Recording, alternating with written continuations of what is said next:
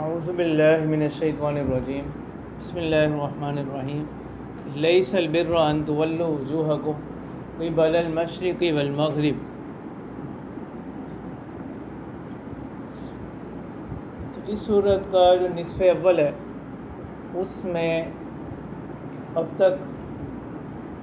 عقائد کا بیان آیا اور گمراہ فرقوں میں سے یعنی وہ اسلام سے پہلے کے جو مذاہب جن میں خرابیاں پیدا ہو گئی تھیں ان خرابیوں کو اللہ تبارک و تعالی نے ذکر فرمایا۔ اب یہاں سے اللہ تبارک و تعالی اس کا جو نصف ثانی ہے اس میں فروعات بر کو ذکر فرمایا۔ اب تک جو چیزیں بیان ہوئیں وہ اصولی درجے کی چیزیں، عقائد کی اصلاح، عقائد پر زور دیا گیا۔ اب جو ہے نا یہاں سے آگے فروعات کا بیان ہو، یعنی احکام عملیہ۔ اب تک عقائد کا بیان تھا، اب یہاں سے آگے احکام عملیہ کا بیان آئے گا، اور درمیان میں یہ جو آیت ہے اس میں اصول بر بتلائے گا۔ اور دوسرا اس میں یعنی اہل کتاب کی بھی مذمت مقصود ہے کہ اہل کتاب اپنے بارے میں کہتے تھے کہ لن تمسنا النار الا ایاما معدودا، اسی طرح جو ہے لن يدخل الجنت الا من کان ہودا او نصارا، کہ ہمیں جہنم کی آگ جو ہے نا وہ چند دن چھوئے گی، اور دوسرا یہ کہ جنت میں صرف وہی لوگ داخل ہوں گے جو یہودی ہوں گے یا عیسائی ہوں۔ ان کی بھی مذمت مقصود ہے کہ اللہ تبارک و تعالی نے فرمایا کہ دین جو ہے وہ صرف چند رسومات کا نام نہیں، بلکہ دین جو ہے وہ اللہ تعالیٰ کی اطاعت اور فرما برداری کا نام ہے۔ اسی لیے اللہ تبارک و تعالیٰ فرماتے ہیں لیس البر ان تولوا وجوہکم قبل المشرق والمغرب، یعنی نیکی صرف یہی نہیں ہے کہ تم پھیر لو اپنے چہروں کو مشرق کی طرف یا مغرب کی طرف، ولکن البر من آمن باللہ والیوم الآخر والملائکۃ والکتاب والنبیین، بلکہ نیکی تو یہ ہے کہ جو شخص ایمان لایا اللہ پر، آخرت کے دن پر، والملائکۃ فرشتوں پر،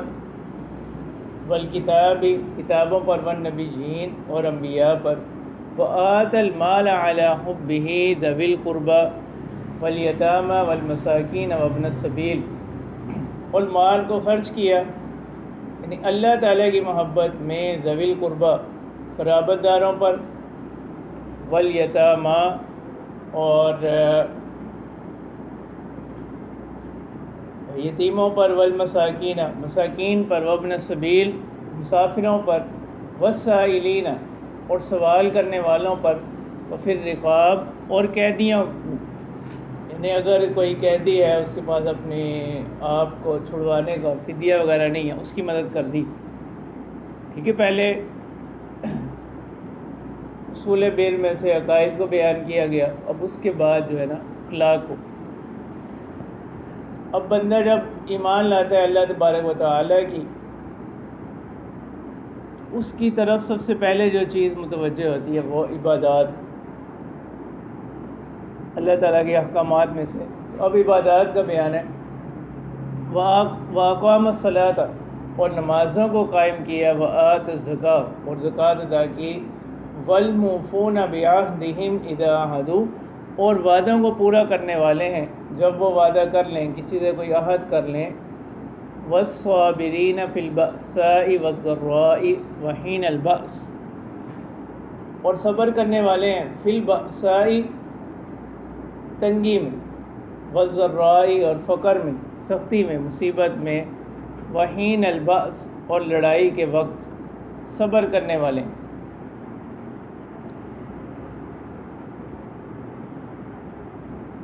اولئک الذین صدقوا، عام طور پر انسان کو تین احوال پیش آتے ہیں نا، مالی، بدنی اور روحانی جو مصائب ہوتے ہیں۔ ٹھیک ہے، مالی میں جو ہے نا فی البأساء اس میں اس کا تذکرہ آ گیا، والضراء بدنی مصیبت، مرض، بیماری وغیرہ، اور وحین البأس روحانی مصیبت کے، یعنی نفس پر یہ چیز گراں گزرتی ہے کہ انسان جو ہے نا وہ کیا کرے، یعنی اپنے آپ اپنی جان کو پیش کر دو. تینوں کی ذکر کر دیا. اولئک الذین صدقوا، اللہ تبارک و تعالیٰ فرماتے ہیں یہی لوگ ہیں جو سچے لوگ ہیں، یعنی مخلص ہیں. اولئک هم المتقون، اور یہی لوگ جو ہیں وہ پرہیزگار. ٹھیک ہے. ابھی آیت مبارکہ جو ہے یہ تفسیر بھی ہے قرآن پاک کی ایک دوسری آیت، ٹھیک ہے، جو سورۃ توبہ میں اللہ تبارک و تعالیٰ فرماتے ہیں یا ایھا الذین آمنوا اتقوا اللہ وکونوا مع الصادقین، اے لوگوں جو ایمان لے کر آئے اللہ سے ڈرو اور رہو سچوں کے ساتھ. اب سوال آتا ہے کہ صادقین کون لوگ ہیں؟ اس کی تفسیر جو ہے نا یہ آیت مبارکہ کہ جن کے اندر یہ صفات پائی جائیں کہ وہ عقائد کے لحاظ سے بھی کامل ہوں، عبادات کے لحاظ سے بھی اور اخلاق کے لحاظ سے بھی. تو یہ اس آیت مبارکہ کی تفسیر ہے، اور یہ قرآن پاک کی تفسیر کا سب سے اعلیٰ درجہ ہے،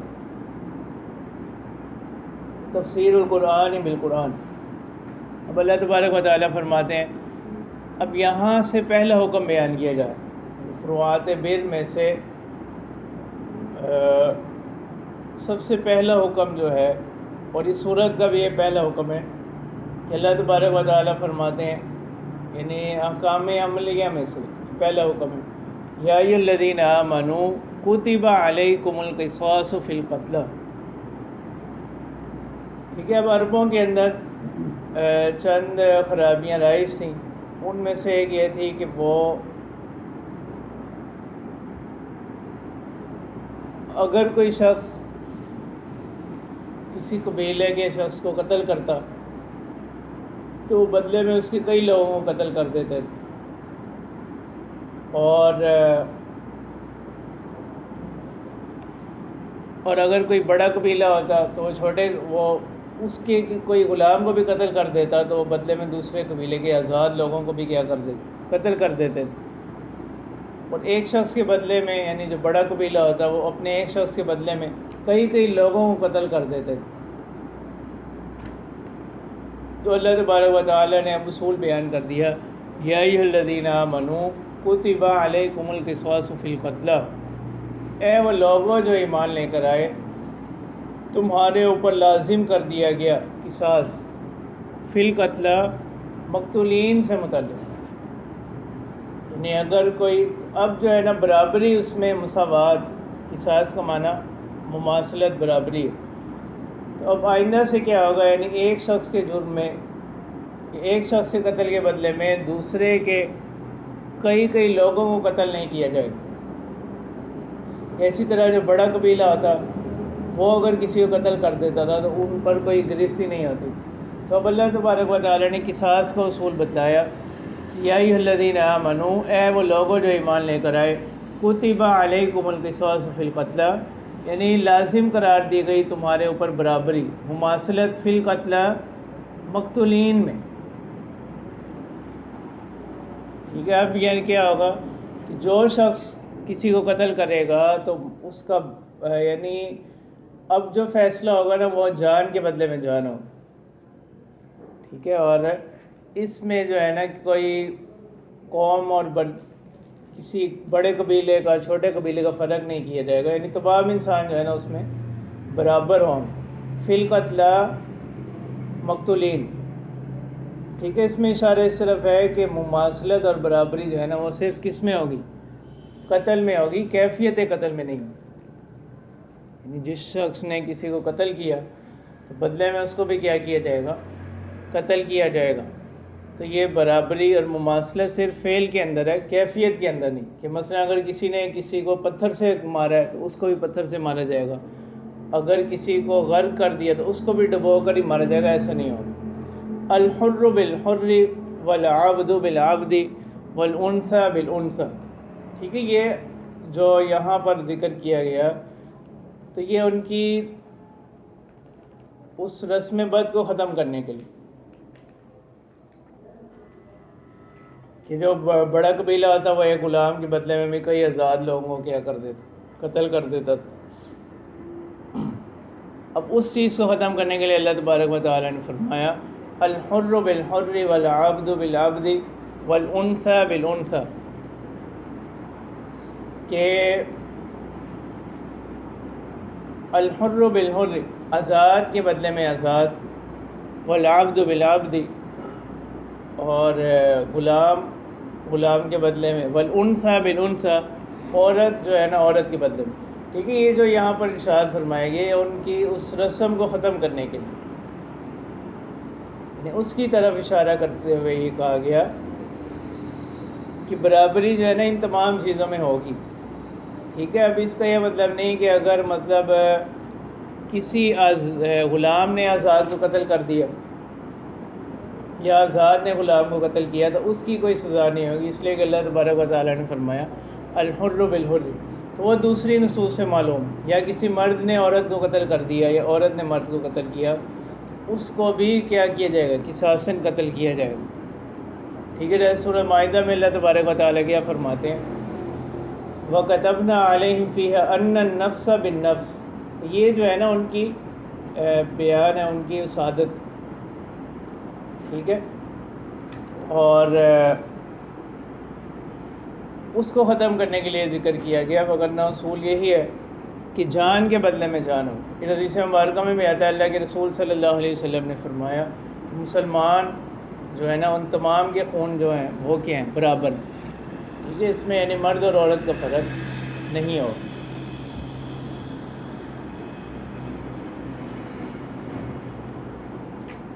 فمن عفی لہ من اخیہ شیء فاتباع بالمعروف. ٹھیک ہے، اگر ورثائے مقتول میں سے کچھ لوگ اس کو کیا کر دیں، معاف کر دیں، تو اب قصاص والا جو حکم ہے نا وہ ختم ہو جائے گا. اب کیا آ جائے گی، دیت آ جائے گی. فمن عفی لہ من اخیہ شیء، بس جس کو معاف کر دیا جائے اس کے بھائی میں سے کوئی چیز، فاتباع بالمعروف. تو اب کیا کرو، یعنی یہ پہلے تو اس طرف سے معاملہ تھا نا قاتل کی طرف سے، اب مقتول کی طرف سے ہے کہ اب مقتول جو ہے نا ان کے ورثاء وہ قاتل پر کیا کریں، نرمی کریں. فاتباع بالمعروف. تو اب اس معافی کی کیا کی جائے گی، پیروی کی جائے گی دستور کے مطابق. وَأَدَاءٌ إِلَيْهِ بِإِحْسَان، اور اس کو پورا کرنا ہے احسان کے ساتھ، اچھے طریقے کے ساتھ. ذَلِكَ تَخْفِيفٌ مِّن رَبِّكُمْ وَرَحْمَةٌ، یہ کیا ہے، یعنی تخفیف ہے تمہارے پروردگار کی طرف سے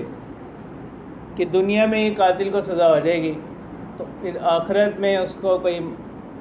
وہ آخرت کی سزا جو ہے نا اس سے کیا ہو جائے گی، معاف ہو جائے گی. ورحمہ، اور اللہ تبارک و تعالیٰ کی طرف سے رحمت ہے کہ اگر چند لوگ اس کو معاف بھی کر دیں تو پھر یہ قصاصاً اس کو قتل نہیں کیا جائے گا، اب اس پر دیت آئے گی. فَمَنِ اعْتَدَىٰ بَعْدَ ذَلِكَ، یعنی وہ کوئی پیسے وغیرہ دے دے گا اس کے ورثاء کو. فَمَنِ اعْتَدَىٰ بَعْدَ ذَلِكَ، تو اب اللہ تبارک و تعالیٰ فرماتے ہیں کہ یہ حکم آ جانے کے بعد جو شخص کیا کرے گا، زیادتی کرے گا اس کے بعد، یعنی یا تو قاتل کی طرف سے زیادتی ہو کہ وہ اگر اس نے دیت طے کر لی وہ اس کو ادا نہ کر، یا مقتولین کی جو ورثاء ہیں ان کی طرف سے زیادتی کہ انہوں نے معاف کہ یعنی اس میں چند لوگوں نے معاف کر دیا تھا، حد ساکت ہو گئی تھی، انہوں نے دیت بھی لے لی اور اس کو بھی قتل کر دیا. تو اللہ تبارک و تعالیٰ فرماتے ہیں فَلَهُ عَذَابٌ عَلِيمٌ، ایسے لوگوں کے لیے دردناک عذاب ہوگا. وَلَكُمْ فِي الْقِصَاصِ حَيَاةٌ يَا أُولِي الْأَلْبَابِ لَعَلَّكُمْ تَتَّقُونَ. تو اللہ تبارک و تعالیٰ فرماتے ہیں کہ تمہارے لیے قصاص کے اندر، یعنی اس حکم کو جاری کرنے میں کیا ہے، زندگی ہے. اس سے کیا ہوگا کہ ایک جان کو قتل کرنے سے کئی جانیں کیا ہو جائیں گی، محفوظ ہو جائیں. جیسے عرب میں آتا تھا، ٹھیک ہے، کہ وہ ایک شخص کے بدلے میں کئی لوگوں کو قتل کرتے تھے. اب قصاص کے حکم سے کیا ہوا، باقی لوگوں کی زندگیاں جو ہے نا وہ کیا ہو جائیں گی، محفوظ ہو جائیں گی. اور اس میں ایک اشارہ اس طرف بھی ہے کہ اس کی آخرت کی زندگی جو ہے وہ کیا ہو جائے گی، محفوظ ہو جائے گی کہ دنیا میں اس کو سزا، یعنی اس کو سزا اس عمل کی مل گئی. یا اولی الالباب لعلکم تتقون. اور دوسرا ہے کہ اب آئندہ کے لیے لوگ جو ہے نا وہ اس سے کیا رہیں گے، رکے رہیں گے. ٹھیک ہے، اب عام طور پر لوگوں کے ذہنوں میں اسلامی نظام کا تصور بھی یہی ہوتا ہے. ٹھیک ہے، جب ہم بات کرتے ہیں اسلامی نظام کی تو لوگوں کے ذہن میں یہ ہوتا ہے کہ یعنی اسلامی نظام سے مراد جو ہے وہ کیا ہے، قتل و قتال ہی ہے، کسی کے ہاتھ کاٹ دیے جائیں گے. ٹھیک ہے، تو اصل میں اسلامی جو نظام ہے یہ اس کا ایک حصہ ہے حدود، پورا نظام صرف حدود پر مشتمل نہیں ہے، اور حدود کا فلسفہ بھی یہی ہے کہ ایک شخص کو اگر سزا دی جائے گی تو باقی تمام لوگ جو ہے وہ خود ان کو اس سے عبرت ہو جائے گی، کہ اسی کو اللہ تبارک و تعالیٰ نے سورہ نور میں کیا فرمایا، وَلْيَشْهَدْ عَذَابَهُمَا طَائِفَةٌ مِّنَ الْمُؤْمِنِينَ، کہ اس جگہ پر جو ہے نا مومنین کی ایک جماعت بھی کیا ہو موجود، یعنی تاکہ دیکھ کر لوگوں کو کیا حاصل ہو، عبرت حاصل ہو، لعلکم تتقون، تاکہ تم لوگ بچے رہو، کتب علیکم اذا حضر احدکم الموت ان ترک خیرا الوصیۃ للوالدین والاقربین بالمعروف حقا علی المتقین۔ تو یہ دوسرا حکم ہے فروعات بر میں سے وصیت کا۔ وصیت کس کو کہتے ہیں؟ ٹھیک ہے، وصیت یعنی وہ ہدایات یا تاکیدات ہیں جو مرنے والے شخص جو ہے نا اپنے مال میں سے کرتا ہے، اس کی وفات کے بعد، تجہیز و تکفین کے بعد اس وصیت کو پھر کیا کیا جائے گا پورا، یعنی جو مال تجہیز و تکفین میں لگے اس کے بعد جو مال بچے گا اس میں اس کی وصیت کیا ہوگی، نافذ ہوگی۔ اور ابتدائی اسلام کے اندر وصیت جو تھی نا یہ فرض، ٹھیک ہے، بعد میں پھر آیت میراث جب نازل ہو گئیں جس میں اللہ تبارک و تعالیٰ نے ورثاء کے باقاعدہ حصے بیان کر دیے گئے، اس سے جو ہے نا یہ وصیت کی فرضیت کو آیت میراث نے کیا کر دیا، منسوخ کر دی، یعنی اب وصیت فرض نہیں ہے، وصیت پر عمل جو ہے نا اب کیا ہوگا، مستحب ہو، اور وہ ابھی وصیت جاری ہوگی 1/3 مال کے اندر، یعنی جو مال بچ جائے گا تجہیز و تکفین کے بعد اگر کوئی وصیت وغیرہ ہوئی تو وہ اس کے 1/3 میں جاری ہوگی، بقیہ تمام مال میں کیا نہیں ہوگی، جاری نہیں ہوگی، کیونکہ اب ورثاء کے حصے جو ہے نا وہ کیا ہو گئے، متعین ہو گئے۔ پھر اس سے اگر اس کے کل مال میں وصیت نافذ کی جائے تو اس سے ان کی جو ہے نا وہ حق تلفی لازم آئے گی۔ کتب علیکم اذا حضر احدکم الموت، ٹھیک ہے، تو وصیت کی بات ہے، اسی طرح یعنی اپنے مرض الوفات کے اندر اگر کوئی شخص جو ہے نا وہ اپنے تمام مال کی وصیت کسی ایک شخص کو کر دے تو وہ اس وصیت کا بھی کیا نہیں ہوگا، اعتبار نہیں ہوگا، اسی وجہ سے کہ باقی ورثاء کا جو حق ہے نا وہ اس کے ساتھ کیا ہو چکا ہے، متصل ہو چکا ہے۔ کتب علیکم اذا حضر احدکم الموت، اللہ تبارک و تعالیٰ فرماتے ہیں تم پر لازم کیا گیا کہ جب تم میں سے کسی ایک کو موت آ جائے، یعنی وہ قریب الوفات ہو، ان ترک خیرا الوصیہ، اگر اس نے کوئی مال چھوڑا ہو تو وصیت اس پر لازم ہے، للوالدین، والدین کے لیے، والاقربین، قرابت داروں کے لیے، بالمعروف، دستور کے مطابق، حقا علی المتقین، اور پھر اس وصیت کو پورا کرنا یہ کیا لازم ہے، ڈرنے والوں پر، پرہیزگاری اختیار، یعنی جو بعد والے لوگ ہیں وہ اس وصیت کو پھر کیا کریں، پورا کریں۔ فَمَن بَدَّلَهُ بَعْدَ مَا سَمِعَهُ، پس جس نے اس کو بدل دیا اس کو سن لینے کے بعد، فَإِنَّمَا إِثْمُهُ عَلَى الَّذِينَ يُبَدِّلُونَ، اس کا گناہ انہی لوگوں پر ہوگا جو اس کو بدلیں گے، إِنَّ اللَّهَ سَمِيعٌ عَلِيمٌ، بے شک اللہ تبارک و تعالی سننے والے، جاننے والے۔ ہاں البتہ ایک صورت ایسی ہے کہ فَمَنْ خَافَ مِن مُوصٍ جَنَفًا أَوْ إِثْمًا، کہ جس کو خوف ہو موسن یعنی وصیت کرنے والے کی طرف سے، جانفن، جانفن کے معنی ہوتے ہیں ظلم کے، حد سے تجاوز کرنے کے، اسی وجہ سے بعض اردو تراجم میں اس کا معنی جو ہے نا وہ کیا کیا گیا، طرفداری، ٹھیک ہے، اور یا زیادتی سے بھی کیا گیا۔ جس کو خوف ہو موسن یعنی وصیت کرنے والے کی طرف سے، کس کا، طرفداری کا، او اثمن، یا کسی گناہ کا، فاصلح بینہم فلا اثم علیہ، تو وہ ان کے درمیان کیا کروا دے، یعنی صلح کروا دے، یعنی وہ اس کی اب اصلاح کر دے ان کے درمیان جو بعد والے لوگ ہیں، فلا اثم علیہ، ایسے شخص پر کیا نہیں ہوگا، کوئی گناہ نہیں ہوگا، وگرنہ تو جیسی اس تک وصیت پہنچی اس کے ظاہر کے مطابق اس پر پورا عمل کرنا اس کے لیے کیا ہوگا، ضروری ہو، ٹھیک ہے، اس سے معلوم یہ ہوا کہ قاضی یا مفتی جو ظاہر کے مطابق فیصلہ کر دے اس پر کوئی گناہ نہیں ہو، ٹھیک ہے، جیسی اس کو صورت بتلائی گئی اس کے مطابق اس نے فیصلہ کر دیا کہ بعد میں پتہ چلا حقیقت کچھ اور تھی، اس نے اپنی طرف سے جو اس کو حقیقت معلوم ہوئی اس نے اس کے مطابق ظاہر کے مطابق فیصلہ کیا، تو وہ کیا نہیں ہوگا، گنہگار نہیں ہوگا، ٹھیک ہے۔ حدیث مبارکہ میں بھی آتا ہے کہ اللہ کے رسول صلی اللہ علیہ وسلم نے فرمایا کہ بعض لوگ جو ہے نا وہ کیا کرتے ہیں، یعنی باتیں بنا کر اپنی زبان کی تیزی سے ناحق فیصلے کروا لیتے ہیں، کسی کا حق غصب کر لیتے ہیں، تو اللہ کے رسول صلی اللہ علیہ وسلم نے فرمایا کہ یہ اپنے پیٹ میں کیا کر رہے ہیں، جہنم کی آگ کو بھر رہے ہیں۔